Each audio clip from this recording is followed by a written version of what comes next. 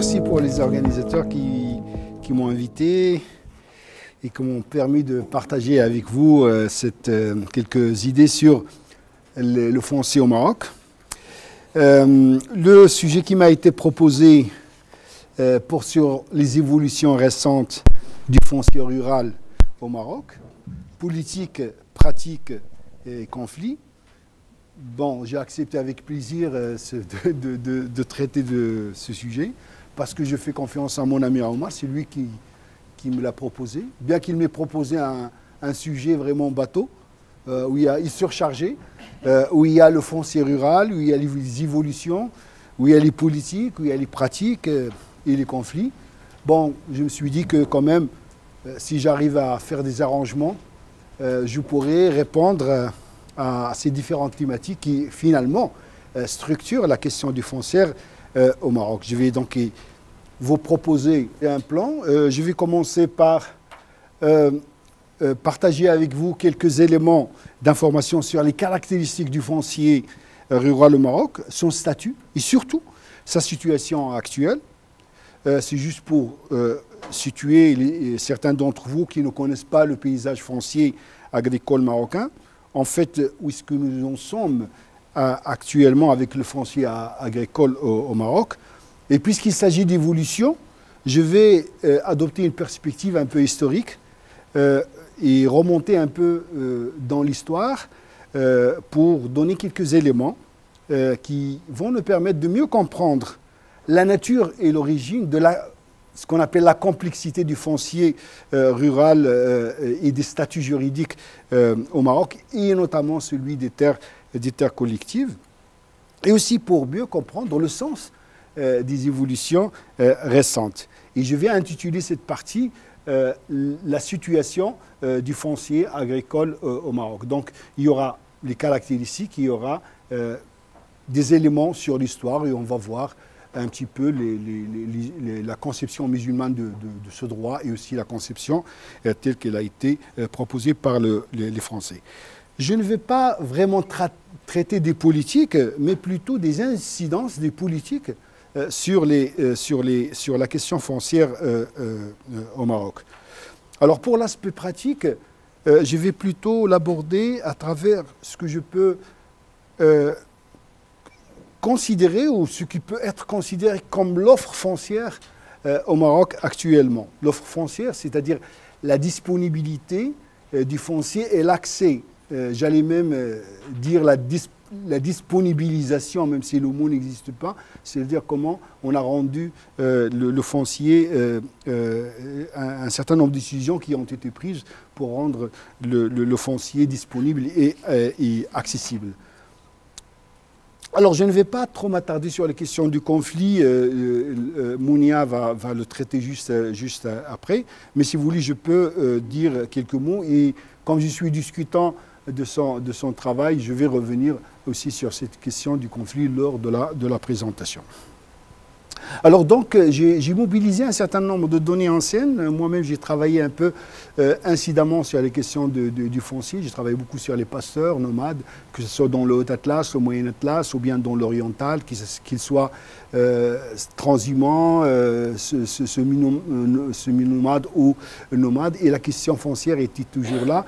J'enseigne la sociologie rurale au Maroc, et donc nous sommes en relation avec les mutations du monde rural, et l'un des aspects les plus importants dans ces mutations, c'est la question du foncier. Et donc, voilà, c'est un petit peu mes relations avec Alors, je ne vais pas, bien sûr, être très exhaustif en ce qui concerne les évolutions récentes, mais bon, j'espère que, à travers ce que je vais dire, vous aurez un certain nombre de thématiques et de questions qui peuvent être partagées, qui peuvent aussi nous permettre de faire la comparaison avec d'autres pays. Alors maintenant, quelle est la situation du foncier au Maroc et quelles sont ses caractéristiques? Bon, le Maroc ne diffère pas beaucoup d'un certain nombre de pays, je dirais, musulmans, parce que il s'agit, quand on parle du foncier, il s'agit d'un patrimoine foncier qui regroupe plusieurs catégories de terres. Il y a plusieurs catégories de terres et qui sont soumises à une multitude de statuts juridiques. Et comme j'ai dit, c'est ce qu'on retrouve un peu dans plusieurs pays, surtout musulmans. Nous avons des terres de culture, nous avons des terres de parcours, nous avons des forêts, nous avons ce qu'on appelle de l'inculte, c'est des terres qui ne sont pas encore utilisées, qui peuvent être utilisées.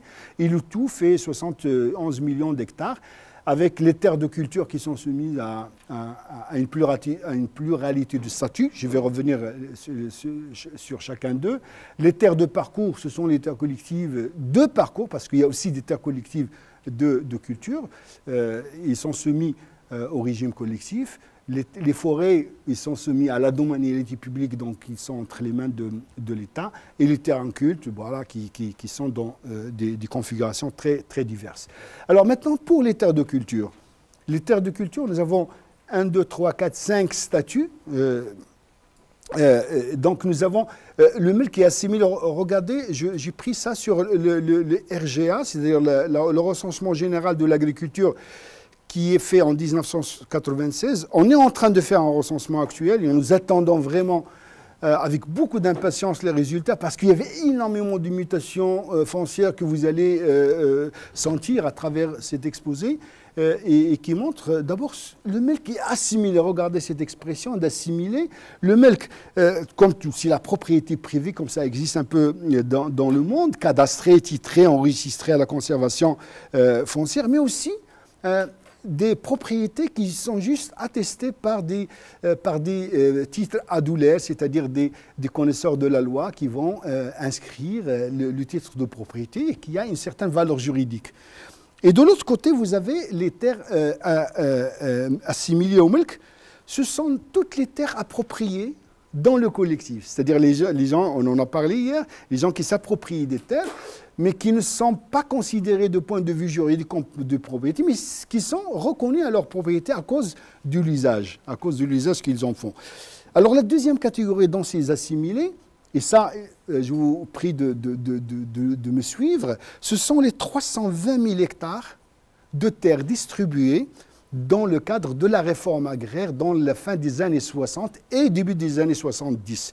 L'État marocain, je vais revenir sur ça, quand il a récupéré 1 million d'hectares de la colonisation, il a distribué une partie, je vais revenir sur ça, à 24 000 attributaires qui étaient regroupés dans 725 coopératives de la réforme agraire. C'est ça notre réforme agraire au Maroc et on va voir que deviennent ces terres et comment ces terres vont contribuer à la création de ce marché foncier.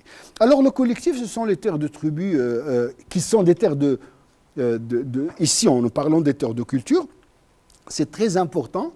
Regardez, c'est 1,5 million d'hectares. Une grosse partie se trouve dans les rigues. On va revenir, vous voyez, l'enjeu que ces terrains présentent au Maroc. Et ce sont des terres de tribu. Là, on parle de terres de culture, mais il y a encore 15 ou 20 millions d'hectares qui sont des terres de parcours et qui constituent le gros enjeu actuellement des terres au Maroc. Et donc, ces terres de tribu, ils sont sous la tutelle du ministère de l'Intérieur et sont régies par une loi qui date de 1919. Alors, les terres guiches, ce sont des terres anciennement que les différents États, les différentes dynasties au Maroc ont distribué à des tribus guerrières qui constituaient leur armée et en contrepartie du service militaire qu'ils rendaient, on leur donnait ces terres qui ont un statut guiche, c'est-à-dire qu'ils ne sont pas des propriétés. Ils ont un petit peu un statut similaire aux terres collectives, c'est-à-dire que les gens n'ont que l'usufruit, c'est-à-dire ils peuvent les utiliser, mais jamais ils le vendent. Là aussi, ce sont des terres qui posent énormément de problèmes. Il y a des enjeux autour de ces terres, parce que la plupart de ces terres se trouvent à l'orée des villes et avec l'avancée de l'urbanisation, ils deviennent un grand enjeu. Et les gens qui étaient dans quelques années au Maroc et qui passaient à côté de Rabat, ils ont certainement vu des banderoles de tribus guiches qui étaient là, en train de respecter, en train de combattre, parce qu'on leur a enlevé leurs terres et on a créé maintenant de grandes cités sur le décombre de ces terres collectives, etc. Alors, le domaine de l'État, comme j'ai dit, il est constitué à partir des terres que l'État a récupérées après la colonisation. Il y avait une loi de 1973 sur la marcolonisation des terres. et l'État a constitué ce domaine. Alors, comme il a constitué ce domaine, et nous sommes dans les années 70, nous sortons de l'indépendance, le mouvement national est encore très fort, le Parti communiste existait, le Parti socialiste existait, et le débat à cette époque, qui était aussi un débat très animé par certains chercheurs qui étaient à l'Institut agronomique, c'était autour de la réforme agraire. Et avec le roi, la question était est-ce que réforme agraire ou réforme de l'agriculture? Mais quand même, on a obtenu la distribution d'une partie de ces terres, dont j'ai parlé tout à l'heure, une bonne partie, j'avais dit 320 000 hectares, à ces populations d'anciens ouvriers ou bien de petits paysans qui vivaient autour des anciennes fermes de colons. Alors, ce sont les anciennes fermes de colons qui faisaient 300, 400 hectares qui ont été distribués à ces gens. Et donc, voilà un tiers. On a 200 000 et quelques classés non mobilisables à court terme. Alors, personne, c'est pratiquement... pardon, je n'ai pas fait la... Classé, je regrette, j'aurais dû mettre ces chiffres. En fait, c'est 3 tiers. Un tiers qui a été distribué aux populations, un tiers qu'on dit non mobilisable, et entendre par là que cette terre constituait une sorte de caisse noire. Et c'est là où... qui permettait au roi de négocier avec les militaires, avec les commis, etc. Et le dernier quart, les 247 000, ici on a 270 000. Je voudrais juste attirer votre attention. Les chiffres ne sont jamais exacts en passant d'une source à une autre. Moi, quand j'ai écouté Khadija hier nous donner des chiffres sur l'Algérie, j'étais étonné parce que Maroc, en passant de la RGA à une source ministérielle, etc., on a des chiffres. Par exemple, ici, j'ai 247 018 hectares. Quand vous voyez 0,18, vous dites c'est la précision. Mais ici, domaine de l'État, c'est 270 153 hectares. Peu importe. Ces 270 000, on va voir qui sera leur devenir parce que on les a, c'est eux qui font maintenant qui sont en train d'être concédés à des privés. Alors nous avons le Habous, qui est le ministère des Affaires islamiques, qui a aussi des terres. Alors, quelle est la situation actuelle de ces terres d'agriculture? Alors les terres, toutes ces catégories de terres à statut complexe, on appelle ça statut complexe, on appelle ça statut qui entrave le développement, comme le collectif, le domanial, le Habous et le Guiche, sont engagés depuis un certain temps dans un processus de privatisation. Et dans le langage officiel, on parle de la disparition imminente de ces statuts qui entravent le développement agricole. Alors les terres collectives de culture, ils font l'objet de diverses transactions, de location, de cessions quasi légales et qui débouchent sur leur milquisation. Quand on dit milquisation, on n'est pas encore dans la propriété privée. Mais c'est tout comme vous êtes à Meknes et pas très loin, il y a des terres collectives et vous pouvez acheter 600 mètres carrés, d'une manière ou d'une autre, avec la complicité des autorités, vous construisez votre villa et vous vivez, personne ne peut vous déloger. Et c'est comme ça qu'on a tout un urbanisme maintenant de gens qui arrivent à acheter des terrains pas trop chers et qui maintenant vivent dans des conditions intéressantes. Mais ça vaut aussi pour les petites gens qui achètent 100 mètres ou 150 mètres carrés pour construire une maison, etc. Et de nombreuses terres collectives ont été cédées, surtout, comme j'ai dit, quand ils sont situés près du périmètre urbain. Alors, au domaine privé de l'État, en 2004, l'État marocain a décidé de concéder ce patrimoine, de le liquider. Et de le liquider à des promoteurs privés dans le cadre de partenariats public-privé. Le processus est en cours d'achèvement et on va le voir. Alors les terres habous, des textes vont encourager sa privatisation. Un décret déjà de 69 va autoriser le transfert à l'État de la propriété des terres agricoles ou à vocation agricole constituant un habous et situé dans les périmètres irrigués. Un autre dahir de 1977 autorise le ministère des habous à procéder à la liquidation de certains immeubles habous privés et à prélever le tiers de leur prix pour les garder. Et le ministère des habous est l'un des ministères les plus riches au Maroc. D'accord. Alors maintenant, les terres de la réforme agraire. À l'origine, ces terres, j'ai dit qu'ils ont été distribuées, mais dans quel cadre et dans quel contexte? Ils ont été attribués sous forme d'un contrat location avec une option de propriété à la fin. Et les gens devaient payer un certain nombre d'annuités. Et à terme, les attributaires deviennent propriétaires de ces lots. Et une loi de 2006 a permis justement ce qu'on appelle la main levée de l'État, et les gens qui sont propriétaires de ces 320 000 hectares sont devenus propriétaires. Alors imaginez, dès que les gens sont devenus propriétaires, ils ont commencé à vendre, ils ont commencé à partager, etc. Et donc vous voyez cette offre foncière qui se constitue doucement à travers ces libéralisations. Alors qu'est-ce qu'on peut conclure de cette évolution?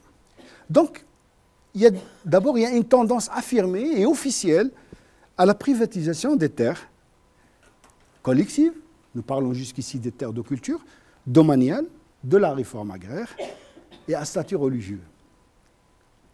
Et comme j'ai dit, toutes ces terres qui constituent des contraintes de développement. Alors le processus est très bien avancé. Je cite le directeur des aménagements fonciers du ministère de l'Agriculture de Rabat, qui dit cette tendance est encouragée par des politiques et des programmes de l'État. L'objectif est de transformer ces terres en exploitation privée. Deuxième chose, c'est que ce processus de privatisation a permis la constitution de ce qu'on peut appeler actuellement une offre foncière. Vous vous baladez dans le CEIS et vous trouvez à chaque fois des plaques qui disent propriété à vendre, l'île Bay, etc. Ça, on ne le voyait pas il y a quelques années. Et ces terres sont disponibles, ils peuvent être acquises soit par cession ou location. Troisième chose, c'est que cette offre foncière n'est pas suffisante. N'est pas suffisante du tout au vu des ambitions de toutes les politiques. Et là, je peux aborder la question des politiques. De toutes les politiques sectorielles de développement. L'industrie, l'agriculture, les mines, etc., etc. Tout le monde a besoin de terres. Rien que pour l'agriculture, dans le plan Maroc vert sur lequel je vais revenir, il dit qu'on a besoin de 700 000 hectares à l'horizon de 2020. Et donc, le seul réservoir foncier qui reste au Maroc, puisque tout a été liquidé, ce sont les terres collectives. Et comme ça a été dit hier et plusieurs fois, ces terres collectives ne sont pas des terres sans maître, c'est des terres de tribu. On va le voir dans les textes de 1919. Alors cette conclusion finale permet de faire une transition vers le deuxième point, qui est les origines historiques du statut des terres.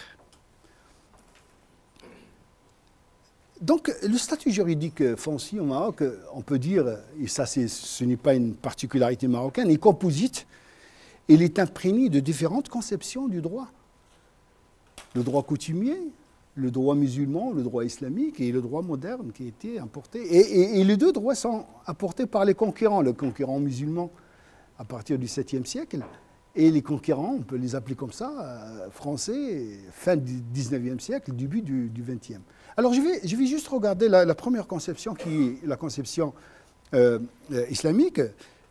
Je me réfère ici à un ouvrage de Louis Gardet qui s'appelle « Les hommes de l'islam, approche des mentalités », où il nous offre des passages très intéressants sur cette conception du droit sur les terres en pays d'islam. À la page 137, on peut lire « Toute terre conquise tirées et toutes les terres, excepté la Mecque et Médine et leurs dépendances, étaient conquises. Imaginez, quand Mohammed est parti à Médine, tout le reste devient terre de la conquête. Et toutes ces terres restent ou relèvent du haut domaine de l'État. Et cette domanialité de l'État, elle est personnifiée. C'est la propriété éminente du souverain. Et qui est le souverain? C'est le calife. Et le calife, qui c'est le calife? C'est le lieutenant de Dieu.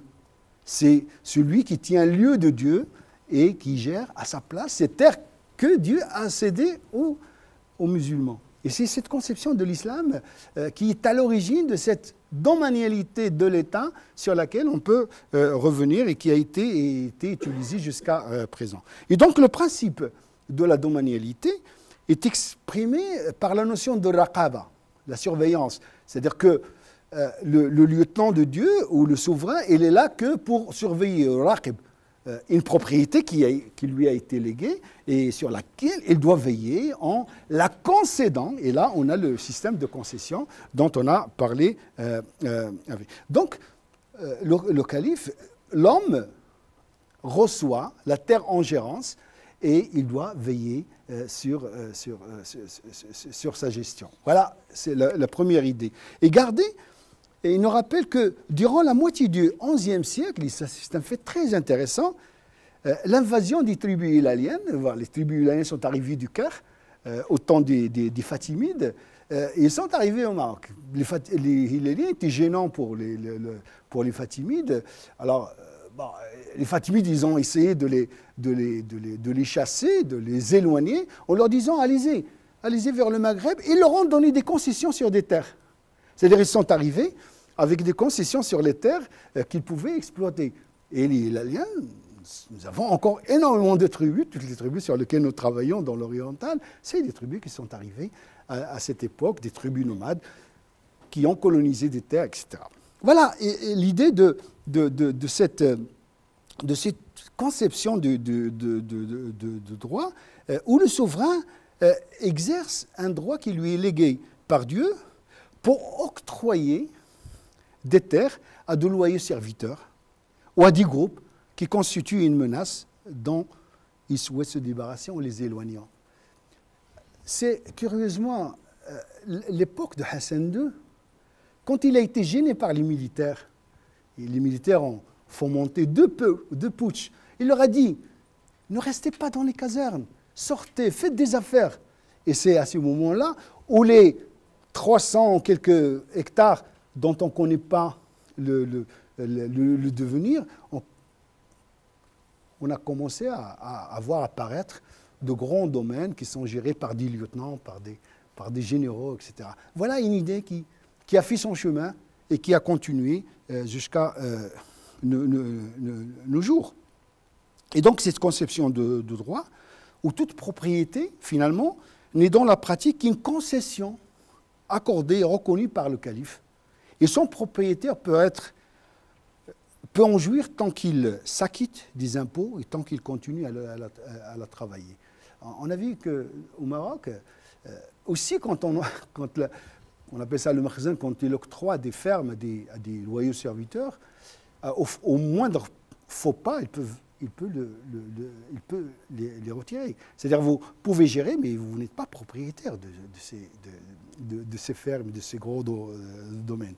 Gardez ce livre à une analyse sémantique du terme concession, qu'il dit qata, morceau, pluriel qata, de la racine qta, c'est-à-dire couper, morceler. Et iqta, qui n'est pas vraiment le féodalisme, parce que on n'est pas dans un système féodal, c'est autre chose. Alors cette conception de droit va marquer l'histoire foncière du Maroc. Il sera étudié par Paul Pascan, par Lazarev, dans ce qu'ils ont appelé le régime de concession. Et ils ont montré qu'à travers les régimes de concession, les souverains en ont fait un mode de gouvernance Et c'est à travers le régime de concession que le capitalisme agraire s'est constitué au Maroc. Et c'est ce capitalisme agraire qui est en train de se développer actuellement, on va le voir, à travers maintenant toutes les concessions qui sont en train d'être faites au Maroc.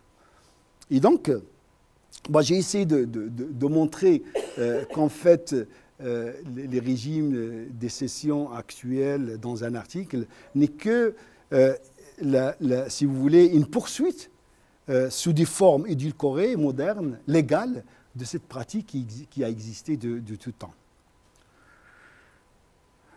Alors, c'est à cette situation juridique des terres en tant que domaine du souverain que le projet de la colonisation devrait faire face. Quand ils sont arrivés, ils ont trouvé cette situation de fait où la terre était domaine du souverain, mais aussi où il y a des tribus, etc.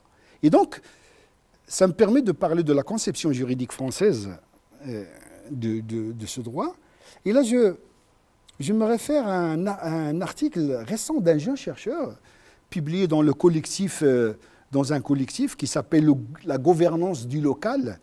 La gouvernance du social au Maroc. Il est édité par Béatrice Hibou et Erin Bono. Et Ahmed Bendelah a écrit un article très intéressant. Si vous voulez, moi j'ai un PDF, si vous voulez le lire. Une catégorie juridique pour gouverner la question du social au Maroc. Il parle des terres collectives. Et cette question foncière est l'un des sujets prioritaires de la nouvelle mission scientifique du Maroc mise en place en 1909. Déjà avant d'arriver, c'était une préoccupation. Et dans cet article, et cette mission scientifique a été rattachée à la chaire de sociologie et de la sociographie musulmane au Collège de France. Et dans un article, l'auteur explique comment s'est construit ce statut foncier par l'action du savant et du juriste. Du savant et du politique. C'est-à-dire que les juristes étaient avec les politiciens pour essayer d'attaquer cette catégorie de terre et de lui donner une forme juridique. Parce qu'il n'y avait aucune forme juridique. Il n'y avait pas de loi qui régissait.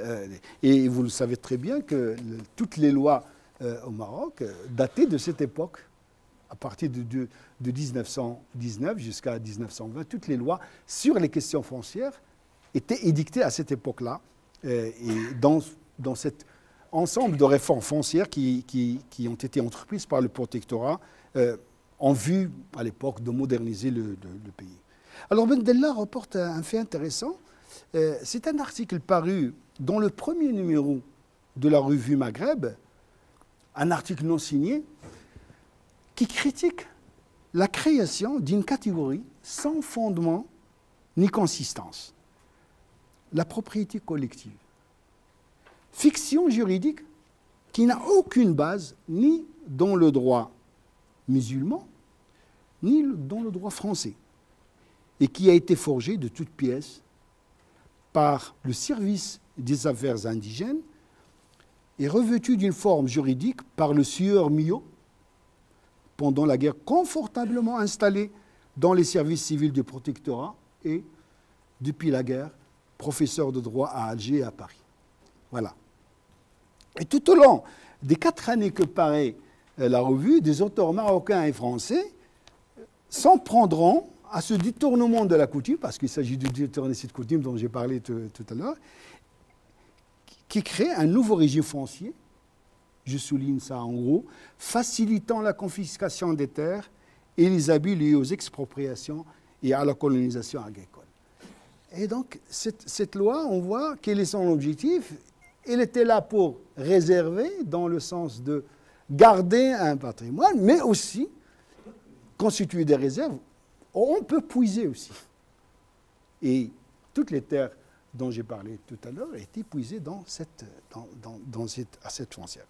Et donc cette loi va servir de référence juridique et d'instrument de politique économique durant le protectorat et durant les différentes phases de l'État indépendant. Et c'est que nous voyons se poursuivre sous nos yeux jusqu'à aujourd'hui. Alors, quelle est la consistance de cette loi de 1919 ? Rapidement. D'abord, en quatre points.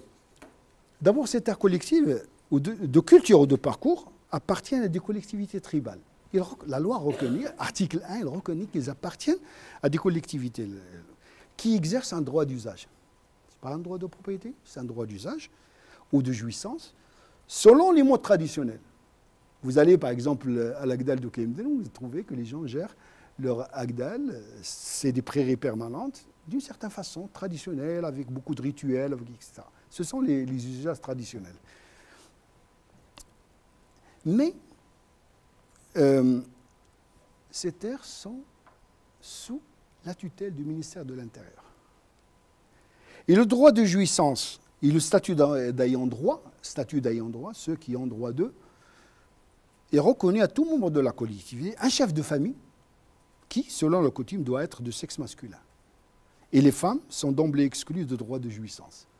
Ce qui va expliquer tous les mouvements récents des femmes qui se sont soulevées pour demander leur part sur ces terres.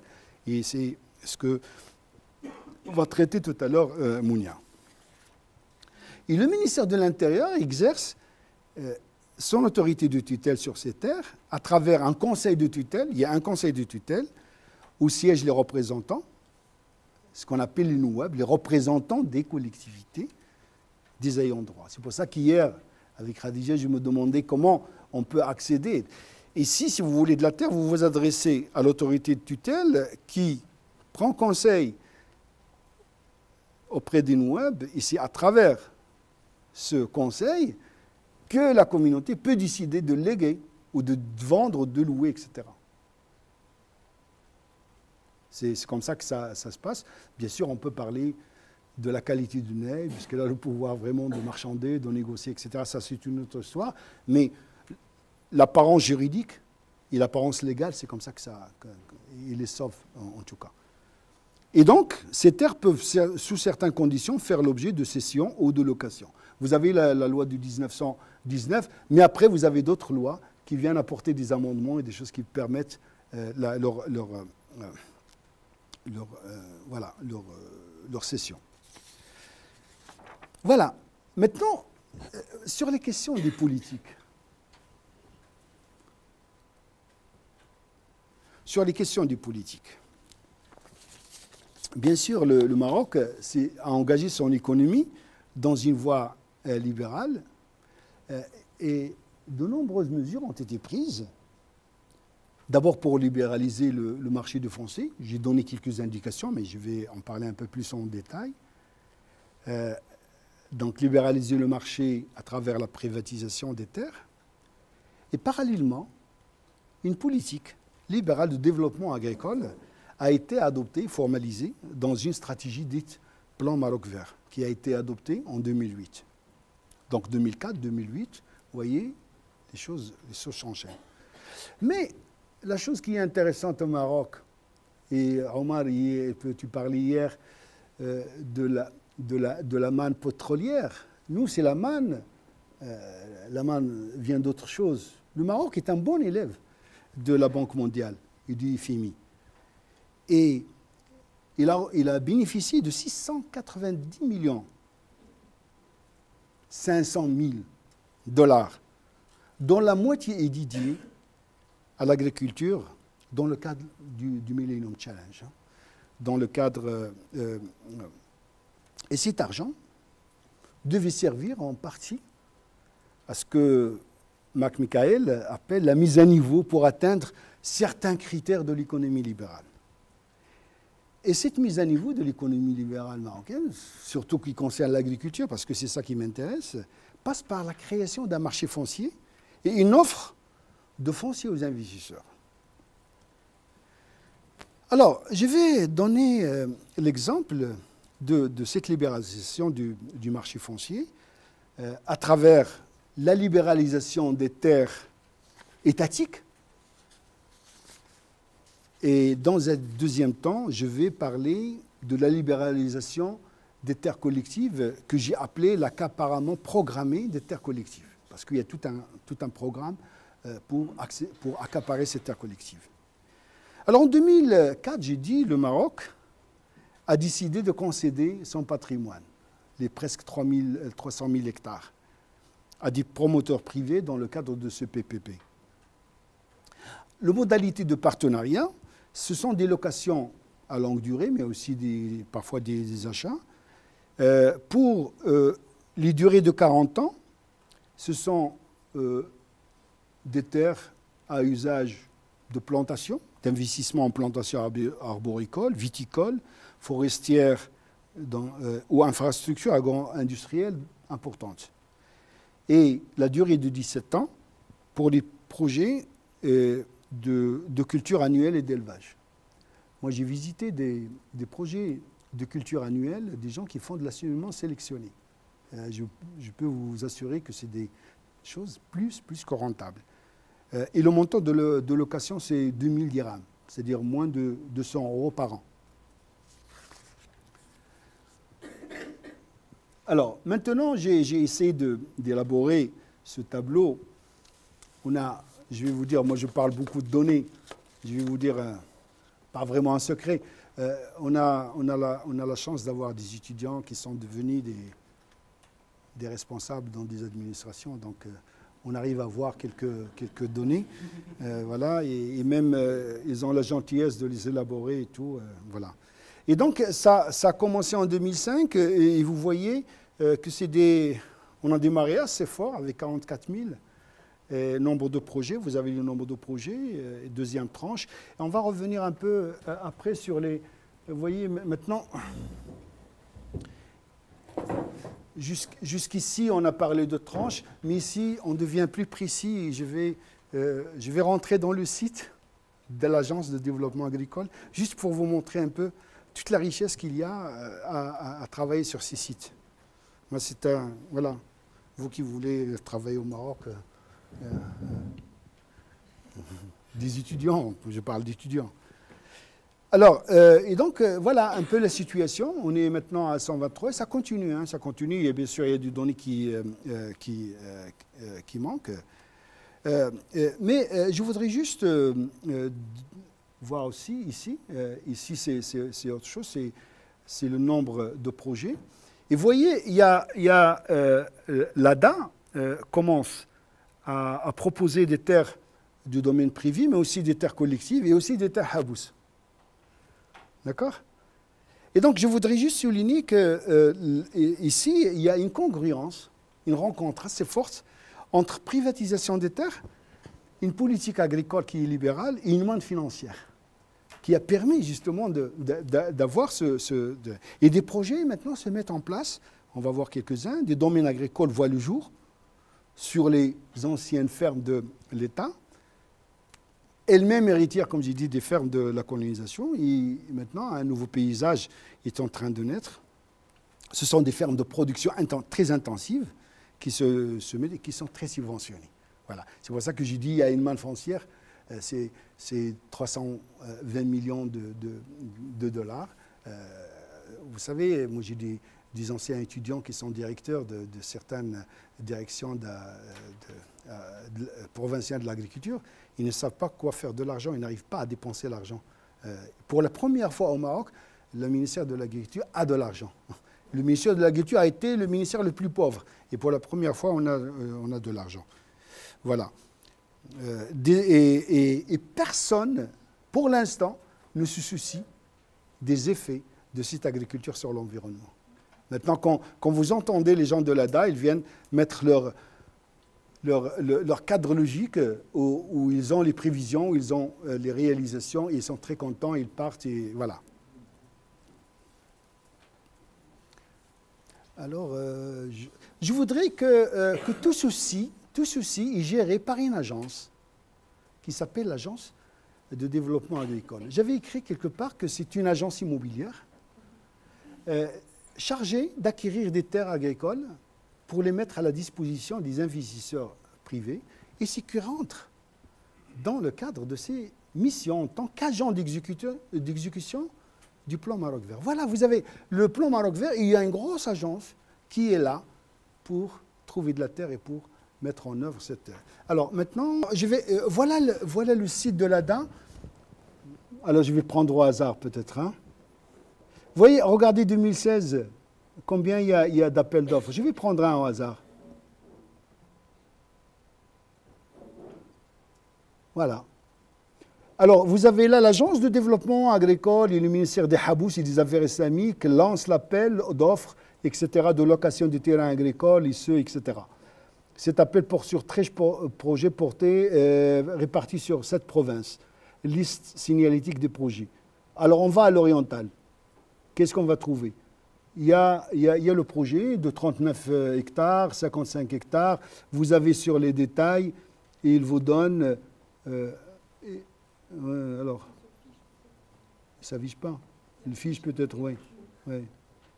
Non, il ne veut pas. OK. Ouvrir. Est-ce qu'il est le chef? Ouvrir. Ouvrir. Choisir? Ouvrir? Carrément. Donc, je passe. Hein, on me dit de passer. En tout cas, vous avez ici tous les par exemple, Face Mechanism. Voilà, la même chose. Et normalement, détail, il donne fiche. En tout cas, voilà un petit peu ce qu'on peut trouver avec tous les détails, le statut juridique des terres, etc. C'est juste pour vous montrer qu'il y a toute une mine d'informations par la situation, etc. Et ça permet vraiment de même avoir des données et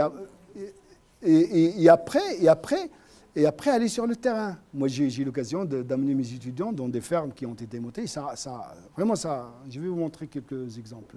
Voilà, les projets qu'on a montés. Oh, vous avez les projets de pilier 1. Écoutez, le plan Maroc Vert, c'est deux choses. C'est comme chez vous ici, comme la PAC. C'est les grosses fermes en haut. Regardez ce bassin.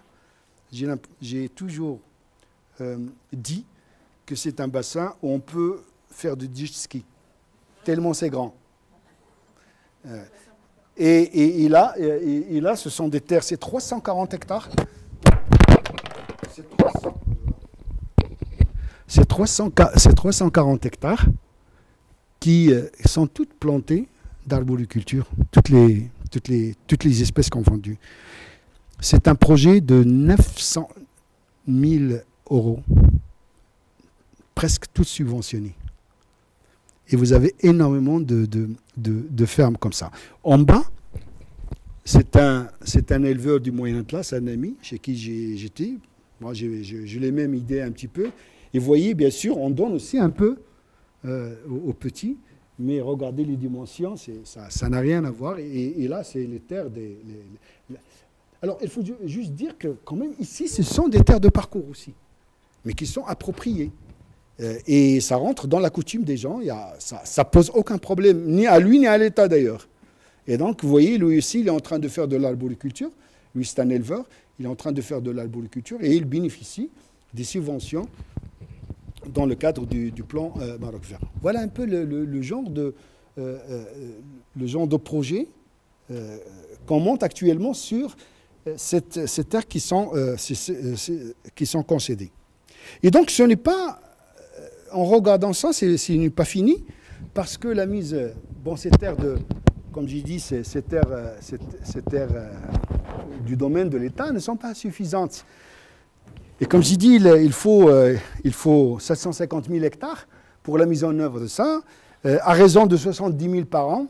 Aqsbi, qui est une mauvaise langue, Najib, rapporte que l'expérience de ces 2 années a fini par acculer les responsables, se rendre à l'évidence et réviser à la baisse leur ambition initiale, puisqu'au lieu des 70 000 hectares annuels qui devaient être mobilisés, il n'en est plus question que de 30 000 hectares.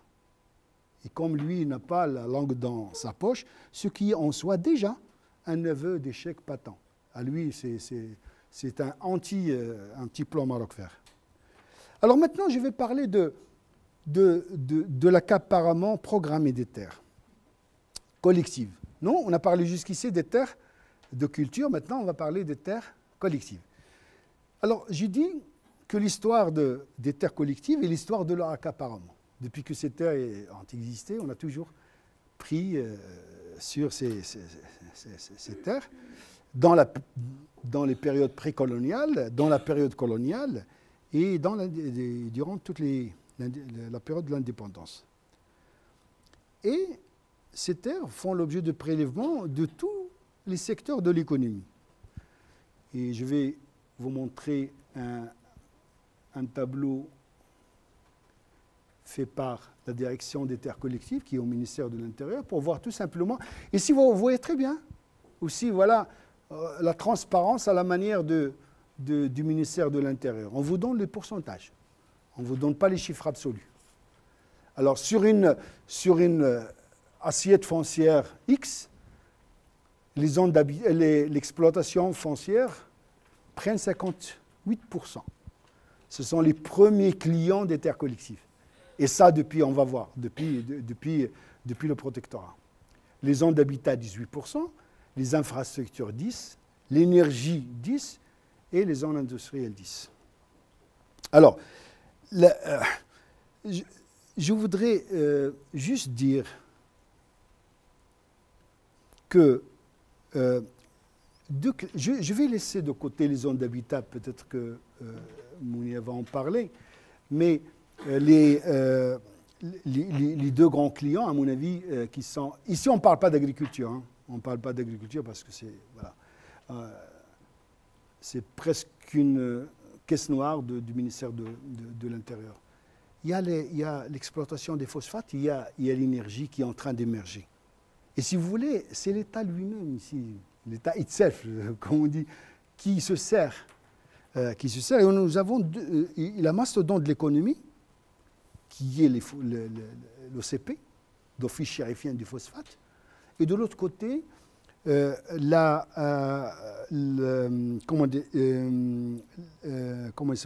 MAZEN, qui est une agence de l'énergie qui vient d'être créée. Et vous savez très bien que le Maroc s'est engagé dans une politique de production de l'énergie qu'on peut appeler alternative, etc. Et toutes ces choses-là ont besoin de terre. Alors l'exploitation des phosphates, ce sont des sociétés privées. L'OCP est une société privée à capital public. Compliqué, hein? Société privée à capital public. Et donc c'est pas la même chose avec Mazen. C'est une société publique à capital, privée à capital public. Et donc, le Dahir de 25 septembre 1920 autorise l'OCP, l'Office chérifien des phosphates, à exproprier des terres collectives pour exploiter les gisements de phosphate dans les régions de Khoribga, Youssoufia et Ben Gurir. Alors, contre ces terres expropriées, il dédommage. Alors, dans toutes les terres expropriées, on dédommage, les terres collectives. Reste qu'ici, on dédommage à raison de 3000 dirhams l'hectare. Alors, imaginez une collectivité, vous voulez dédommager à raison de 3000 hectares, ce sont des passeurs, etc. Ils prennent l'argent, ils le mangent et puis ils vendent dans du bidonville. C'est ce qui se passe. Il y a une thèse très intéressante de Hadidi, qui était directeur de l'Institut de l'urbanisme, qui explique en long et en large ce processus d'expropriation et puis toutes les conséquences derrière en termes de paupérisation de la population. Alors maintenant, les projets énergétiques, le Maroc s'est lancé dans l'énergie solaire et il y a un programme très très ambitieux pour s'installer et créer des centrales solaires un peu partout. Il y a la centrale nord qui est à Ouarzazate et sur 480 hectares, mais il y a aussi Aïn Bni Mtahar, les gens qui connaissent les terrains, Foumlouad, Boujdour, Sbattah, etc. Et tous ces projets, à l'horizon 2020, ils doivent mobiliser quelque chose comme 10 000 hectares. Et toujours, ce sont des terres de collectivités tribales, de collectivités de pasteurs, etc. Alors, nous arrivons presque à la fin sur les projets agricoles maintenant. Parce que j'ai dit, les projets agricoles, il faut aussi leur trouver de la terre. Et je vais donner un seul exemple.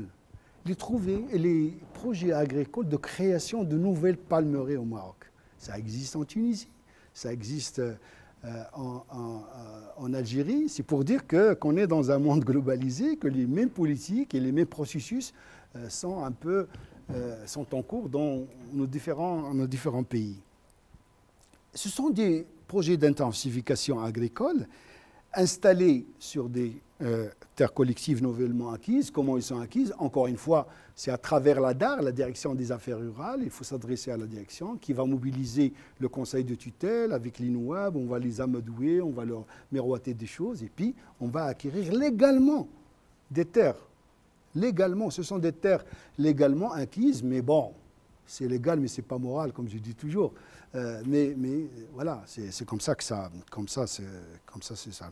Et ce qui est intéressant aussi, c'est que de voir comment l'interprofession, comment les gens qui sont maintenant regroupés dans ce qu'on appelle l'interprofession, c'est-à-dire tous les corps de métier, si vous voulez, de l'agriculture, qui deviennent une grosse structure et qui négocient avec l'État. Alors, et qui sont organisés en filières. Filière élevage, filière apiculture, filière, etc., etc. Et là, sur la filière fourniciculture, c'est la filière des dates, ils ont établi un contrat-programme avec l'État pour créer des nouvelles palmeries. Il y a l'objectif de l'extension des palmeries sur 17 000 hectares à l'horizon 2020. 2020, c'est demain. Et donc on voit, alors à chaque fois on dit 2020, on a l'impression que c'est loin, parce qu'on l'a dit il y a 5 ans, mais finalement on se rend compte, le temps d'installer les choses, vous allez voir que certains vont très vite en besogne, et parfois plus vite que la musique. Et donc vous avez, nous avons cette situation sur les terres, sur les projets agricoles sur des terres collectives. Donc voilà, le nombre de projets. Voilà, plutôt ça, nous avons, avant 2012, les superficies plantées. Et le total, maintenant, on est à 690. Mais on ambitionne, comme j'ai dit, 17 000 ici, on parle. Parce qu'on peut mobiliser de la terre, mais ce qui est programmé, c'est 17 000, mais on peut aller au-delà. Et donc voilà, il y a les anciens palmeries que vous connaissez, qui existent un peu partout. Voilà, nos anciens palmeries. Là, avec les 3 étages, comme vous connaissez, les 3 étages de culture, etc. Et voilà les nouvelles palmeries, maintenant, qui connaissent sur d'autres choses. Regardez le goutte à goutte, l'utilisation des engrais chimiques, même les plants, les vitraux plans, ils sont sélectionnés, etc. Voilà, on a ce genre de choses qui est en train de s'installer dans le Maroc du sud-est. Voilà. Voilà, on voit qu'on utilise les caisses, on utilise la main-d'œuvre. Voilà. Alors, je finis, je vais finir avec. Vous voulez cette image? Je vous mets les anciens palmeries.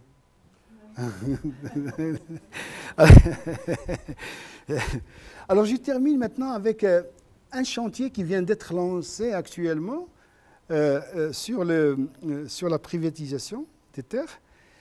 Alors, heureusement qu'il y a le Millennium Challenge Corporation, qui nous donne de temps en temps de l'argent pour leur libérer de l'espace. On a reçu un financement. Pourquoi je dis on? Le Maroc a reçu 400 millions de dollars destinés à 2 projets. Éducation et formation pour l'employabilité. Et le deuxième, regardez bien, j'aime bien ça, la productivité du foncier. Ça s'appelle productivité du foncier. Et il s'agit du foncier industriel, du foncier urbain. Alors le 25 novembre 2015, les services du gouvernement marocain chargés du Millennium Challenge Corporation ont lancé un marché de services de consultants pour la préparation, alors écoutez bien, de la milquisation de 47 000 hectares des terres collectives dans la région du Rab. La région du Rab est une région irriguée, où il y a une agriculture assez prospère, assez développée, etc. Alors que renferme ce terme de milquisation des terres collectives?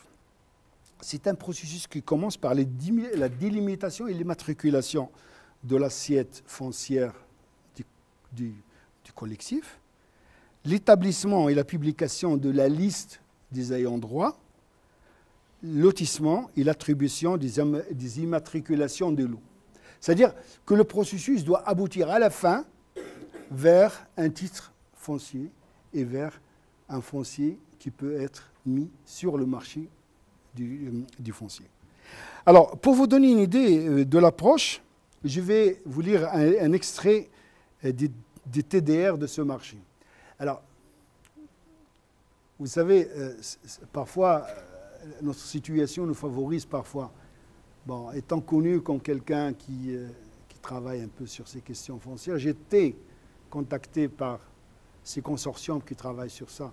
Et donc, on m'a envoyé tous les appels d'offres et toute la documentation. Bon, je n'ai pas voulu travailler dans ce truc-là, parce que je trouvais que c'est comme ça, c'est à peu près immoral. Mais quand même, j'ai gardé... bon, c'est immoral aussi d'utiliser leur truc, mais bon, c'est sorti sur là. C'est public. Alors, ils disent plus particulièrement, l'activité foncière de ce projet vise à apporter une réponse à la faible productivité agricole, en particulier dans les terres collectives. Alors, Omar, Anne-Marie, tu connais très bien le Gharb. Les gens, vous, quand vous étiez à l'Institut, vous avez fait la démonstration qu'avec 1 hectare, on peut vivre dans le Gharb. Une famille peut vivre. Alors, moi, je ne comprends pas cette productivité agricole qui n'existe pas, en particulier dans les terres collectives, qui est due au faible niveau d'investissement. Ben, écoutez, il y a de l'argent, donnez-nous de l'argent, on peut investir, et à la faible dynamique du marché foncier. Alors, faible dynamique du marché foncier, c'est ça qui est important. En effet, l'investissement dans les terres collectives est faible en raison de leur statut qui n'offre pas aux exploitations de ces terres les conditions de sécurité et de stabilité nécessaires à l'intensification des cultures et à des investissements accrus. Les équipements d'irrigation, les cultures à haute valeur ajoutée, l'élevage intensif, tout ça existe dans les périmètres irrigués. En outre, les transactions sur les terres collectives sont soumises à des règles restrictives, bien sûr, les gens n'ont pas la propriété, qui n'encouragent pas les agriculteurs à étendre leur exploitation et dissuadent les investisseurs potentiels d'y accéder. Donc on ne peut pas y accéder parce qu'il n'y a pas de titre en tant qu'investisseur, mais non plus on ne peut pas étendre parce qu'on ne peut pas acheter. Et donc voilà comment... Alors ce qui est un petit peu malin dans ces trucs, moi j'ai lu des appels d'offres sur des terrains collectifs. J'ai travaillé, Anne-Marie vous le dira, on a travaillé depuis très longtemps sur ces terrains collectifs, surtout de parcours. Et on a toujours, dans des argumentaires comme celui-là, écrit, noir sur blanc, que ces terres, que la vocation de ces terres était l'élevage. Et que la meilleure façon de les utiliser, c'est d'encourager l'élevage. Et tout d'un coup, depuis un moment, on commence à dire qu'ils sont improductifs et l'élevage n'apporte rien, il les dégrade. Là. Maintenant, il faut les transformer en terres agricoles. Voilà comment les gens sont amnésiques. Mais de toute façon, ce qui est recherché, c'est ça. Alors,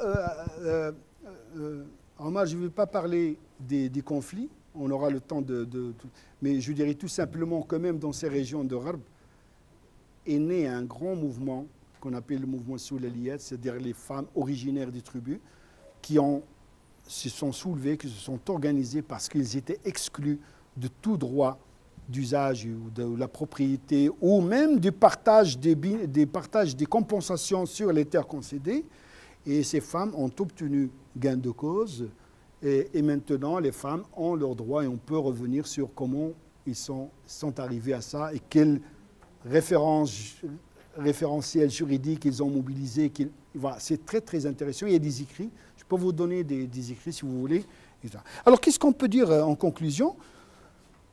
Que la privatisation des terres de façon générale et des terres dans le statut complexe est une option étatique. Et je pense que c'est un processus irréversible. Il n'y a pas moyen de... Maintenant, il faut juste voir comment on peut négocier le processus. L'État va multiplier des colloques et des rencontres autour des devenirs des terres collectives. On a organisé un débat national sur les terres collectives pour tâter le pouls des collectivités, mars 2014. Il était organisé dans 5 régions. Avec Mounia, quand il faisait son travail, quand on discutait avec les gens du Moyen Atlas, ah oui, ils ont dit, ah oui, oui, leur approche participative. Vous savez comment ils ont fait? Ils n'ont pas fait appel à des coopératives ou à des associations impliquées dans les terres. Ils ont fait appel à des coopératives de commerce de gâteaux, ou des coopératives de coiffeuses de la région, etc. Les gens qui n'avaient rien à voir avec... Alors le mouvement d'Azrou dont on va parler tout à l'heure, ils se sont rendus compte, ils sont venus en force, en masse, et ils ont obtenu le droit d'assister au moins à cette rencontre qui a eu lieu à Ifrane. C'est juste pour vous dire que ces débats, parfois, ne servent pas beaucoup à grand-chose. Alors, le ministère de l'Intérieur a organisé ce débat. Et si vous voulez l'idée, les grandes choses qui ressortent de ce débat, reconnaître un droit de propriété privée, le MELC, sur les terres collectives de culture. Regardez, il parle de 2 millions d'hectares environ, et dont 300 000 en zone bourg et 1 700 000 en zone bourg. Irrigués 300 000 et voilà. Ce sont des chiffres. Cette valse des chiffres, elle est très difficile à suivre. Donc, il demande absolument à ce que le droit de propriété soit reconnu. On comprend pourquoi il y a ce projet de milquisation qui est financé dans le cadre du Millennium Challenge. Préserver le caractère collectif des terres de parcours tout en améliorant leur gestion foncière et pastorale. On veut quand même... Vous voyez, ce texte, il est là, il ne change pas, mais la pratique va au-delà de ce texte. Et personne ne veut changer ce texte depuis très très longtemps, parce qu'on a l'impression que quand même, c'est une manière de garder la main sur les populations rurales qui sont sur ces régions et de pouvoir continuer à négocier avec elles. Sinon, après, si vous leur donnez la propriété, voilà, ils sont dispersés. Alors là, ils sont organisés dans le cadre, ils ont des représentants d'une loi, etc. Introduire des changements dans la gestion foncière des terres collectives situées dans les zones urbaines et périurbaines, de manière à pouvoir les mobiliser dans le cadre des politiques, des aménagements. Regardez, j'ai parlé des coopératives de la réforme agraire. J'ai reçu dernièrement des amis des amis dans Nanterre, dans le cadre d'un séminaire, et j'ai organisé une sortie. On est allé voir, curieusement, deux anciennes fermes de colons. Une qui est partie dans le cadre de ces partenariats publics-privés, qui est devenue une ferme de production d'olives et d'huile pour l'exportation. Et à côté, une ancienne coopérative de la réforme agraire qui est en train d'être vendue parce qu'elle se trouve justement à côté des zones urbaines. Et là, vous avez ce processus-là qui est en train maintenant de toucher toutes ces coopératives qui ont la main levée et qui sont... Mais avec énormément de problèmes entre les héritiers, parce que ce n'est pas évident. Il faut juste savoir que la loi sur les coopératives de la réforme agraire ne reconnaît qu'un seul attributaire. Les autres ne sont pas reconnus. C'est-à-dire le chef de famille qui est attributaire, il n'y a aucun moyen de partager la terre. C'est-à-dire si l'attributaire meurt, décède, on doit désigner soit sa femme, soit quelqu'un de la famille sur lequel il y a un consensus. Et quand la propriété est acquise, il va être mise au nom de celui qui était attributaire. Alors s'il est honnête, il va partager avec ses frères et tous les ayants droit. S'il n'est pas honnête, il a un titre de propriété. Personne ne peut lui tenir rigueur. Et là, on a énormément de choses. Il y a tout un chantier sur lequel, malheureusement, moi, j'ai pas d'étudiants, j'ai pas beaucoup d'étudiants. Et il y a tout un... Voilà, procéder à une mise en œuvre progressive de ces changements selon une démarche participative, alors bien sûr, inclusive, préservant l'intérêt de l'ensemble des membres des collectivistes, en accordant une attention particulière aux femmes et aux jeunes. Bon, le discours, il est rodé, il est élaboré, il n'y a pas de problème pour ça. Alors, les assises nationales sur la politique foncière de l'État et son rôle de développement économique qui a été tenu en décembre 2005, il tombe à pic au moment où il y a cet appel d'offres sur la milquisation. Alors, qu'est-ce que je finis en disant, tout ceci fait qu'il y a une résistance qui s'organise partout. Moi, J'ai pas eu le temps de faire une carte, juste pour signaler tous les endroits où il y a litige autour du collectif. Les gens ont pris conscience et ils sont en train de dire cette loi qui date de 1919, elle est surannée, il n'a plus sa place actuelle. Les choses ont changé. Vous avez dit, moi j'étais dans des endroits où j'ai rencontré des bergers. Maintenant, le Maroc aussi a beaucoup changé. On a des bergers qui ont niveau 4e année, niveau 5e année, et qui vous tiennent un discours très très cohérent sur la logique même de l'État. Ils disent, voilà, ils sont en train de donner des concessions à des gens. Ils viennent nous demander à chaque fois 5 000 ou 6 000 hectares. Pourquoi ils ne donnent pas à nous les 5 et les 6 000 hectares et qu'ils nous aident et qu'on monte nos projets sur nos pauvres terres et comme ça on va régler le problème du jour. Il y a un débat. Il y a un débat actuellement qui est parfois violent mais qui est aussi soutenu par la société civile.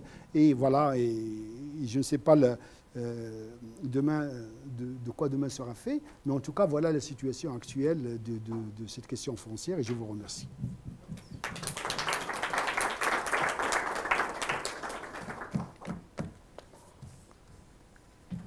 Merci pour ce panorama passionnant du Maroc Je vais juste prendre un verre d'eau.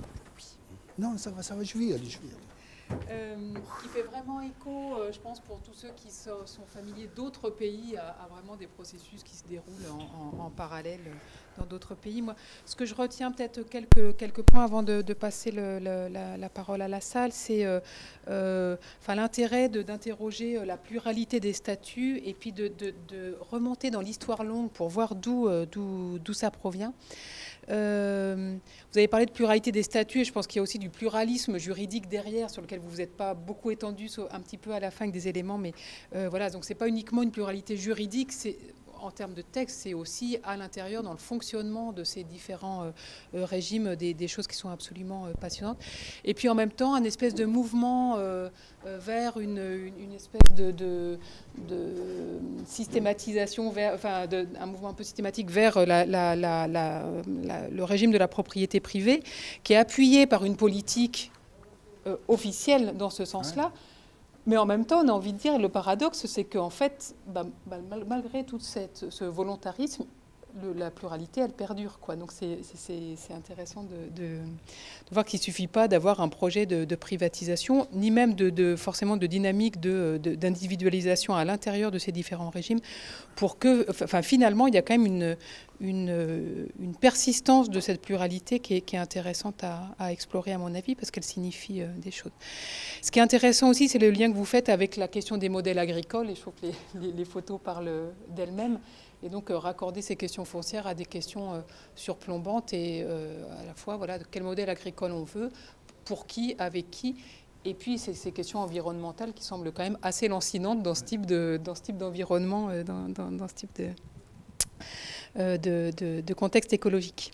J'ai bien retenu aussi les stratégies d'accès aux données, avec une construction à long terme de relations avec des étudiants pour pouvoir ensuite, lorsque les étudiants sont bien casés dans les administrations, avoir accès à des données de première main et tout à fait intéressantes. Donc voilà, ça c'est incidemment une incitation pour les encadrants de doctorants de bien traiter leurs doctorants en espérant qu'il y aura des retours à long terme sur investissement. Oui. Voilà. Je passe maintenant la parole. On a encore une 25 minutes. On a notre petit quart d'heure de décalage, mais c'est pas grave. Alain, et puis après, ok. Oui, merci. Bon, merci pour votre exposé. Donc, Alain Karcinti, moi, il se trouve que j'ai fait ma thèse il y a maintenant 30 ans, même un peu plus, que j'ai commencé un peu plus tôt, sur le RARB, les terres collectives. Et alors, je suis quand même frappé pour rebondir sur ce que dit Emmanuel, par le côté persistant. C'est-à-dire qu'il y a plus de 30 ans, il y a 35 ans finalement, on se posait, même avant, on se posait déjà cette question, c'était que le phénomène de melkisation des terres collectives était déjà engagé, c'était la politique officielle de l'État. Et alors, ce qui me paraît quand même extrêmement troublant, c'est de voir qu'en 2014-2015, on se pose finalement à distance les mêmes questions, avec les mêmes politiques, Et donc, donc la question, c'est pourquoi cette persistance? C'est-à-dire, est-ce que il s'agit d'une politique de l'État? Nous savons que depuis très longtemps, il y a un conflit, mais depuis le protectorat, disons, entre différentes autorités, entre en gros les autorités rurales, et ça a commencé avec le Daïr de 19 finalement, enfin juste après, c'est-à-dire oui, on peut exproprier des terres collectives, mais on crée l'état de droit, c'est-à-dire qu'on crée d'abord un statut protecteur qui rend les terres collectives inaliénables, imprescriptibles, indivisibles. Et ce qui va provoquer ensuite des batailles très importantes entre, par exemple, les chambres d'agriculture coloniales et le service des affaires indigènes qui va devenir ensuite le bureau des affaires, je ne sais plus comment ça s'appelle, le bureau j'ai un peu oublié, ça fait le bureau des affaires rurales ou quelque chose comme ça. Les directions des affaires rurales. Les directions des affaires rurales, alors c'est maintenant la DAR, mais avant le temps du protectorat, ça avait un autre nom, où quasiment les colons, par leur chambre, traitent les officiers, enfin disons les fonctionnaires des affaires indigènes, quasiment de communistes, en disant que c'est absolument scandaleux, qu'ils empêchent le développement du capitalisme foncier, que les colons ne peuvent pas, du coup il n'y a pas de marché, donc ils ne peuvent pas acheter des terres, ils ne peuvent pas s'étendre. Donc le statut a eu une fonction protectrice extrêmement forte, même si, bien évidemment, il y a eu des expropriations, etc., pour les phosphates ou pour autre chose, ou pour les terres de colonisation. Donc du coup, je ne suis pas tout à fait d'accord avec l'analyse que vous évoquez, en tout cas, je ne sais pas si c'est la vôtre, qui indiquait que c'était une réserve. C'était plutôt une réserve qui a consisté à deux choses. D'abord, à protéger un petit peu, c'était la logique coloniale de l'IOT, etc., de protéger un peu en conservatoire des institutions marocaines.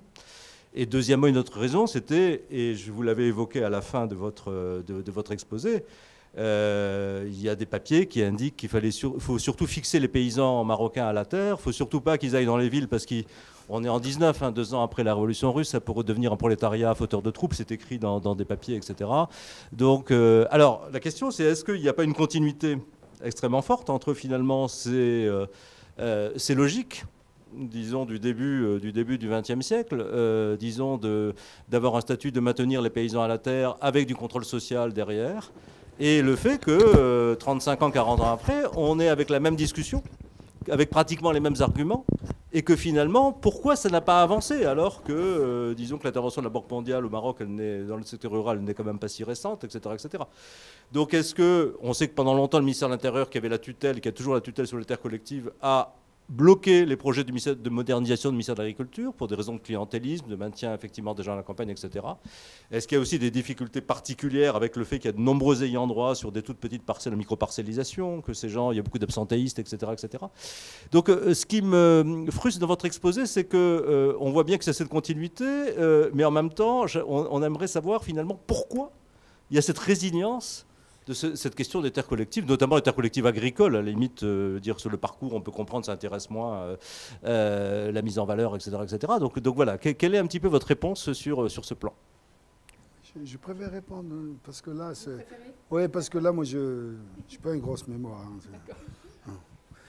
Alors, d'abord, quand on parle de terres dans le Harb, vous savez que c'est des terres collectives, mais à un statut particulier, celui de 1969, qui a permis leur remembrement et leur attribution à des familles. Donc c'est une reconnaissance d'une sorte de mécanisation. La mécanisation dont on parle actuellement, c'est vraiment avec titre. Titre qui peut être éclaté, qui leur donne la possibilité de faire ce qu'ils veulent avec leur terre. Je crois qu'il y a un saut qualitatif qui est en train de s'opérer. Maintenant, est-ce que ça va... Moi, j'étais tenté de travailler mais je voyais l'imbroglio qui va y avoir lieu, vous l'avez bien souligné, parce que depuis 70, les choses ont beaucoup évolué. Certainement qu'il y a des transactions en bas, qu'il y a des partages, vous le savez très bien, quand on a fait des travaux dans d'autres régions où il y a l'agriculture irriguée sur des terres collectives, et même pas sur des terres collectives, on voyait très bien que le ministère de l'Agriculture a un seul interlocuteur, c'est un peu normal, mais à l'intérieur, il y a toute une série d'arrangements entre les ayants droit. Et donc, moi, je me demande comment on va y arriver. Mais la volonté est affichée de passer à un statut autre pour ces terres collectives, et surtout pour celles qui se trouvent à côté les plus proches des zones urbaines. Alors même pour les terres collectives, ce que vous voyez là, c'est des terres collectives. Alors réserve, c'est dans les deux sens. Réserver, c'est protéger, mais réserve dans le sens où une réserve, quand vous avez une réserve, vous mettez vos provisions. Et donc ça a été toujours compris comme ça. Et ça a toujours été utilisé de cette façon. Et j'ai donné sciemment cet exemple, parce que c'est un exemple extrême, où nous voyons une agriculture de palmerie qui est en train de se développer sur des terrains qui n'ont aucune vocation d'agriculture. Les palmeries, ils ont là naturellement dans des endroits qui étaient propices. Mais là, ces extensions avec ce travail intensif. Non, je crois que le collectif aussi du parcours est visé et de plus en plus visé, aussi bien par les investisseurs privés, mais pour les jeunes. Des localités, maintenant, on voit des jeunes se regrouper. Je crois qu'Ali va faire des choses en Algérie. On a la même chose, des jeunes maintenant qui se regroupent dans des localités pour aller dans le monde de la terre, pour monter des projets. Je crois que c'est le collectif pastoral, le collectif du parcours reste quand même une réservoir qui est la plus visée. Sinon, ce qui reste, c'est 460 000 hectares dans l'Orel, qui sont effectivement de statut collectif un peu bizarre. Hein. Ce n'est pas la loi de 1919, c'est la loi de 1969 qui leur donne un statut particulier. Bernard Bonnet de l'IRAM. Moi, j'avais une question spécifique sur la loi ou le code pastoral qui est sorti récemment au Maroc. Et j'aurais aimé avoir un peu, vous n'en avez pas parlé dans votre exposé, ça m'intéressait d'avoir un peu votre regard, comment ça s'inscrit dans la politique actuelle de privatisation que vous avez présentée, ou bien au contraire, est-ce que ça émane d'un sursaut de réflexion sur le renforcement des modes de gestion locaux, notamment les AGDAL. Bon, voilà, j'étais au mois de mai dans le versant sud de l'Atlas et on en discutait justement avec des organisations d'éleveurs qui étaient assez sceptiques ou pour le moins pas informés du tout sur cette nouvelle loi qui pourtant est sortie au début de l'année, je crois. Ouais. Merci. Alors pour être sincère avec vous, moi aussi j'étais dans ce mouvement parce que j'ai aussi travaillé dans ce projet à Ouarzazate sur les CTBHA. Et c'est eux qui ont essayé de pousser vers cette loi, ce code pastoral, mais je n'ai pas de suite. Je ne sais pas où est-ce qu'on nous en sommes avec ça. Je ne sais pas si c'est Anne-Marie mais je ne sais pas. Parce que c'est vrai, il était sur le pipeline, mais je n'ai aucune idée sur...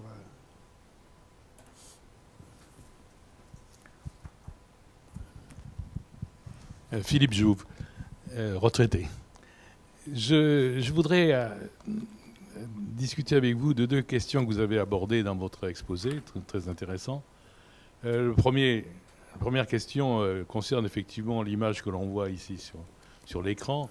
C'est le développement, enfin ce programme extrêmement ambitieux qu'a le Maroc de développer les plantations de palmiers dattiers, parce qu'il faut savoir que le Maroc est déficitaire en date. Ça paraît surprenant, mais c'est le cas.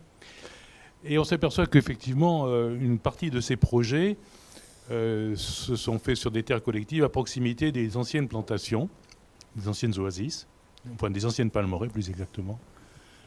Et le développement de ces nouvelles plantations se fait à partir de ressources en eau qui étaient déjà utilisées par les plantations traditionnelles, par les palmeraies traditionnelles. Et je ne suis pas tout à fait sûr que les gens aient fait une évaluation de la dynamique dans l'utilisation de ces ressources en eau, parce qu'on observe dans un certain nombre de cas, mais ça reste relativement limité, que le développement de ces grandes plantations se fait au détriment des palmeraies traditionnelles. Est-ce que c'est quelque chose dont vous avez entendu parler? Pardon C'est-à-dire le développement de ces grandes plantations se fait à partir de ressources qui sont déjà utilisées par des plantations traditionnelles, par des palmeraies traditionnelles, et donc... à terme, on peut penser que, effectivement, le développement de ces plantations risque de porter un préjudice considérable sur les anciennes palmeraies, puisque ce sont les mêmes ressources. Bon, on pourra assister peut-être à une évolution comparable à celle qu'on a connue dans le Souss, où la nappe est descendue progressivement. Et à partir d'un certain moment, seuls ceux qui ont des capitaux importants peuvent exploiter ces ressources en eau parce que l'exor est trop coûteuse. Je reviens sur l'autre thème que vous avez abordé avec Alain Carsanti, sur l'évolution des politiques foncières, notamment dans le RAB, où j'ai eu l'occasion de travailler il y a très longtemps. Effectivement, ça fait depuis 50 ans, on parle de la melkisation des collectifs. À l'époque, vous avez cité Paul Pascon, il a été directeur de l'Office du RAB, il y avait un projet très ambitieux qui consistait à utiliser une partie des collectifs, les collectifs avec les terres domaniales et faire en sorte qu'on melkise ces différents statuts, mais en créant des exploitations familiales de 5 hectares. Exact. À l'époque, on avait suffisamment de terres collectives et de terres domaniales pour lotir l'ensemble des propriétaires du RAB avec des propriétés de 5 hectares.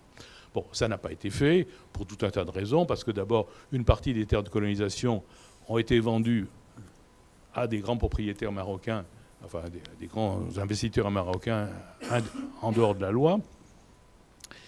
Et l'obstacle principal qui a empêché cette politique de se réaliser, et alors là, au passage, on voit bien qu'il y a quand même un changement radical, au moins dans la politique de l'État. À l'époque, c'était de constituer des exploitations familiales de 5 hectares, ce qui permettait de fixer la population, de donner des ressources aux gens qui étaient sur place, alors que maintenant, il me semble que l'ambition, c'est de créer des grandes entités agro-industrielles, productives, mais qui vont probablement laisser sur le côté de la route beaucoup de gens.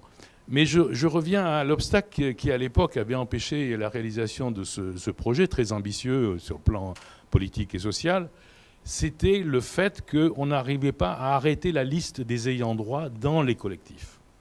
En effet, dans les collectifs, périodiquement, suivant des procédures qui sont très différentes suivant les régions, il y a une redistribution du patrimoine collectif entre les différents ayants droit, où les femmes n'étaient d'ailleurs pas des ayants droit, enfin dans certains cas elles pouvaient être.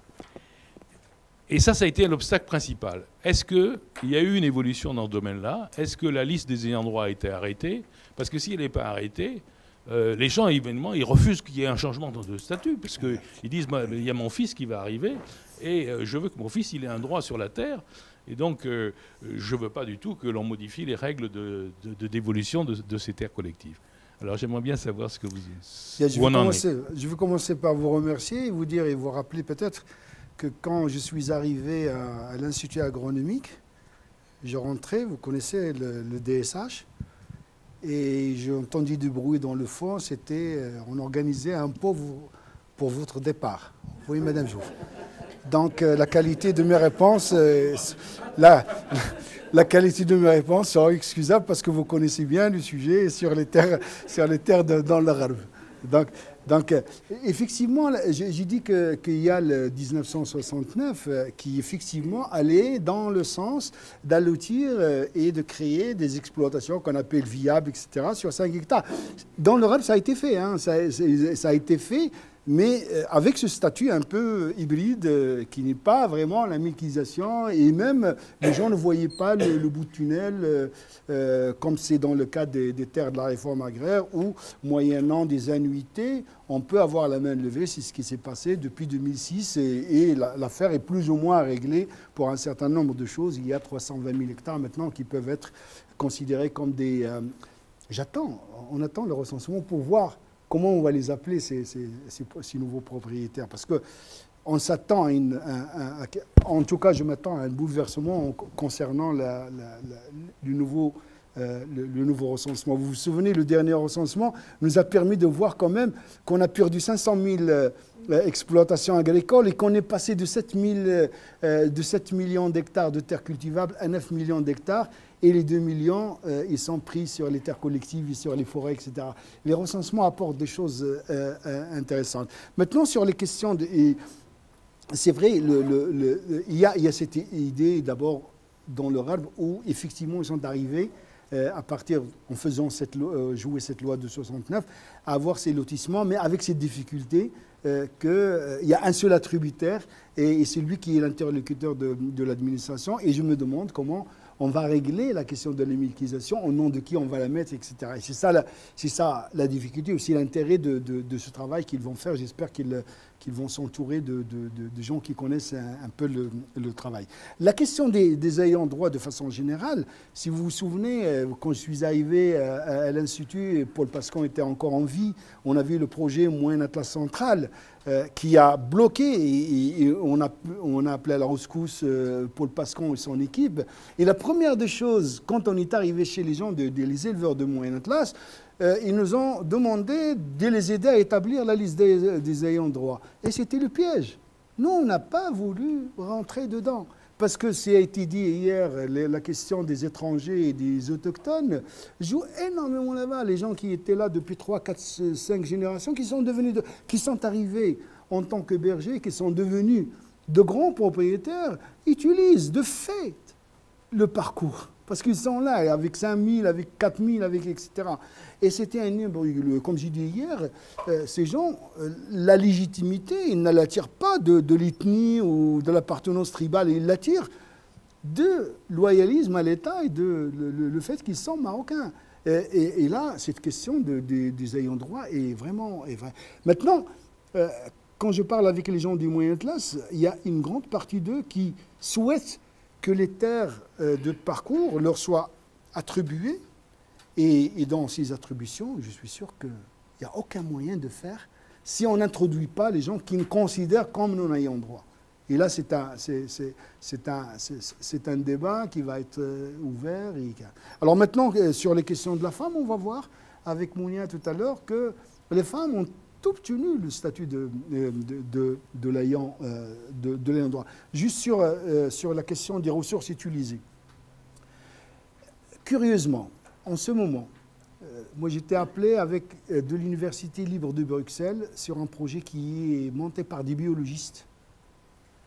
Et bien sûr, comme vous le savez, ils ont toujours besoin d'un sociologue pour faire un peu de sel voilà. Et là, ils vont venir travailler 5 ans sur les palmeries. Il y a un autre projet, le similaire, financé par je ne sais que, où il y a des collègues en main. Et je me posais la question tout à l'heure, pourquoi cet intérêt pour ces palmeries, nouvelles palmeries qui créent, et la relation entre les deux palmeries. La relation entre les palmeries est une relation qu'on ne connaît pas actuellement. Mais sur les ressources, c'est des gens qui sont loin ici. On dit à côté des palmeries, mais c'est plusieurs kilomètres. Mais c'est des gens qui font de gros forages, qui sont en train d'utiliser des... Et Omar, ils ont produit un rapport sur cette question, surtout le Maghreb. Peut-être qu'il a des réponses un peu plus fraîches et plus systématisées. Mais je ne suis pas sûre de lui passer la parole, parce qu'il y en a 2 autres avant. Et on est en retard. Merci Manuel. Très bref. Je vais poser une question sur les terres collectives, mais de parcours.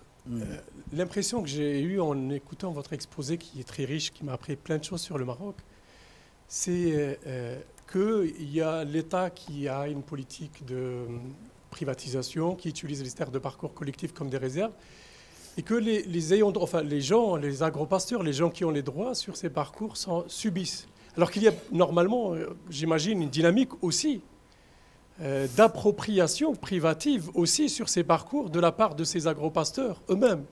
Et donc il y a à la fois une tendance à la privatisation qui est pilotée par les politiques publiques, qui peut-être sert l'intérêt de gros investisseurs, etc. Mais il y a aussi un processus de privatisation, du moins d'individualisation, qui se fait aussi à la base d'une manière endogène par les agropasteurs eux-mêmes. Alors, c'est ce qu'on observe en tout cas en Algérie. Et on a maintenant 2 types de fonciers collectifs pastoraux. On a ceux qui sont proches un peu des lieux de résidence des agropasteurs parce qu'ils se sont sédentarisés. Ceux-là, ils sont quasiment appropriés individuellement et l'État n'a plus presque le pouvoir sur ces parcours. Il n'a même pas le pouvoir d'aller installer des infrastructures publiques à la limite facilement. Par contre, il y a les parcours qui sont très lointains des lieux de résidence et sur lesquels les droits historiques qu'avaient les tribus sont moins importants. Et c'est sur ces parcours très très lointains des habitations qui se trouvent à des dizaines, voire plusieurs dizaines de kilomètres, des lieux d'habitation. C'est là où se trouvent les nouveaux enjeux d'appropriation sur les parcours. Et c'est là où les grands projets d'investissement se font.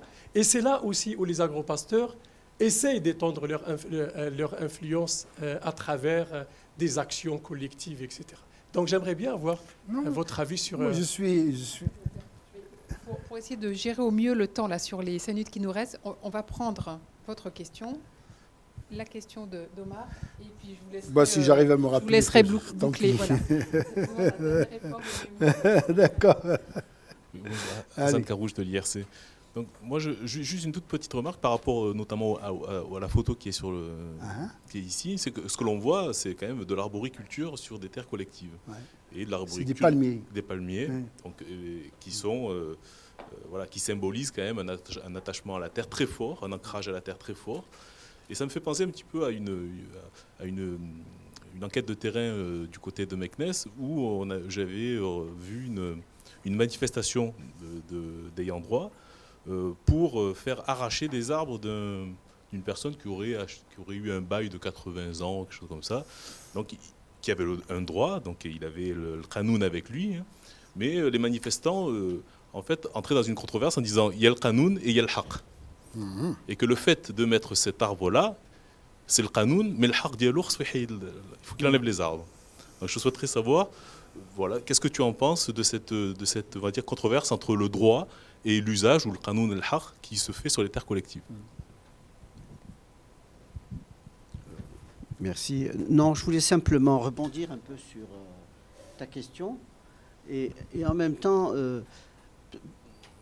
dire que les trajectoires pour pratiquement les 3 pays sont les mêmes sur ces processus de privatisation et de melkisation, entre guillemets, des terres collectives, avec des petits décalages dans le temps, mais c'est en Algérie, au Maroc, etc. Ce que je voudrais, c'est on a l'impression qu'il y a une permanence, une espèce de permanence de ces problèmes. En fait, il y a un changement qualitatif. Il y a un changement qualitatif. Et j'invite simplement à revenir sur l'évolution des contextes politiques. 80, dans tous les pays, c'est l'effondrement économique, financier, c'est l'endettement, c'est la crise. Les États n'ont pas les moyens de leur politique. 90, et puis en 2000, paradoxalement, dans les 3 pays, on a des politiques très fortes. Agricole, plan Maroc vert, 2008, Algérie c'est 2000, 2002, avec la remontée du pétrole, la Tunisie. Et donc il y a ces contextes. Et puis il y a quelque chose qui a changé. C'est que du point de vue technique, on n'est plus sur les mêmes paradigmes.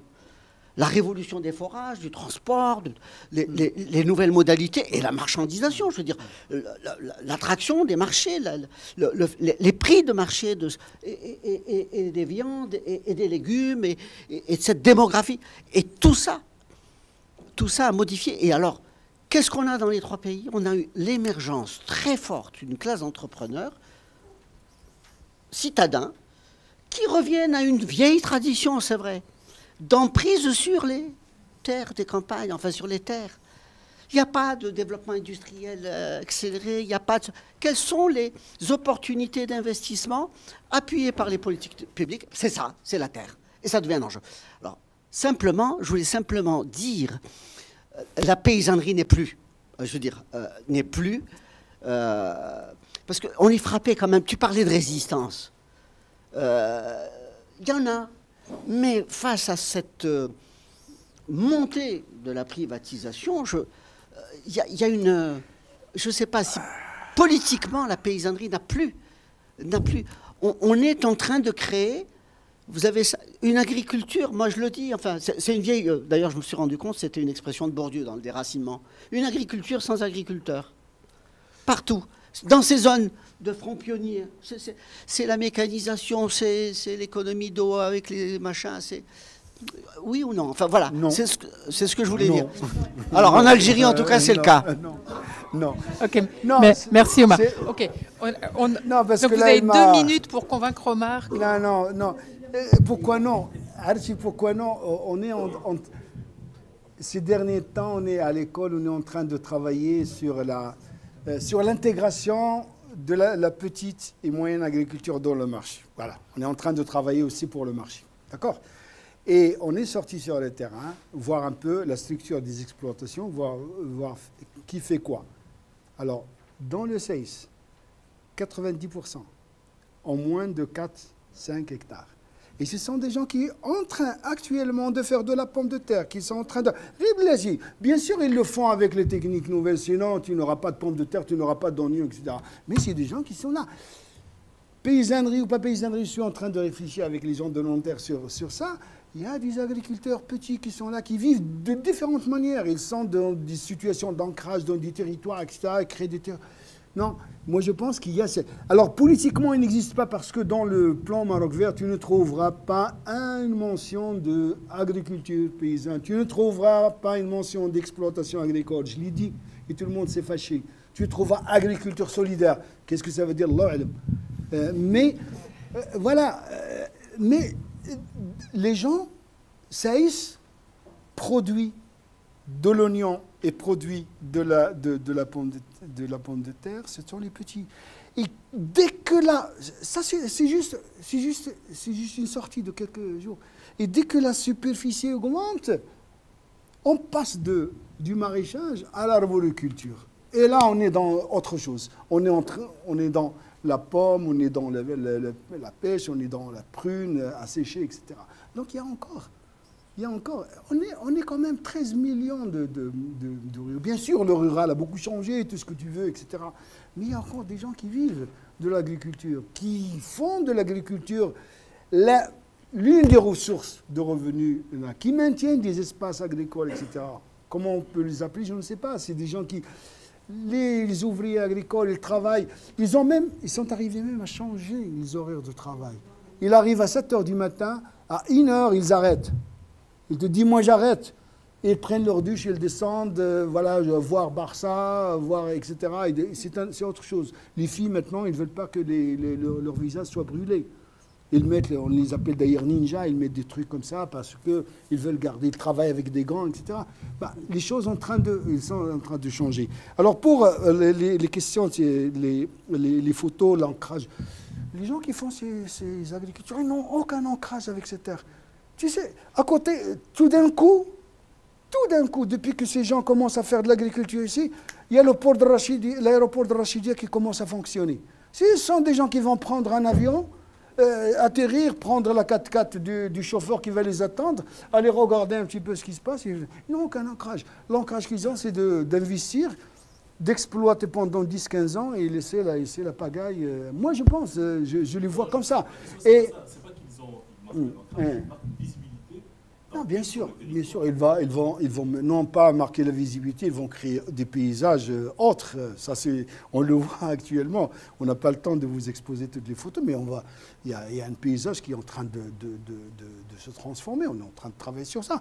Et pour rebondir sur la question d'Ali, bien sûr, ces évolutions existent. Moi, je veux juste taper sur les politiques et sur les grands. Tu le sais très bien. Mais ces processus, ils sont là. Si tu m'invites la prochaine fois, je te ferai un exposé sur les processus de sédentarisation et de milquisation des terres à l'échelle... attendez, est-ce qu'ils le font dans le même sens? S'ils sont aidés, oui, ils le feront. Mais attends, dans l'oriental, ce qu'ils font, ils s'approprient des terres moyennant des aides de l'État, mais pour créer des parcours améliorés. Alors, on peut en discuter tout à l'heure, mais il y a ces stratégies, bien entendu. Omar, il connaît l'oriental, nous avons le Bied, qui est un grand éleveur. Les parcours, c'est des ranches qu'il a, c'est en kilomètres carrés. Mais c'est un producteur de 5-6 000 têtes de moutons. Bien sûr qu'il y a ces choses. Mais on a voulu montrer voilà.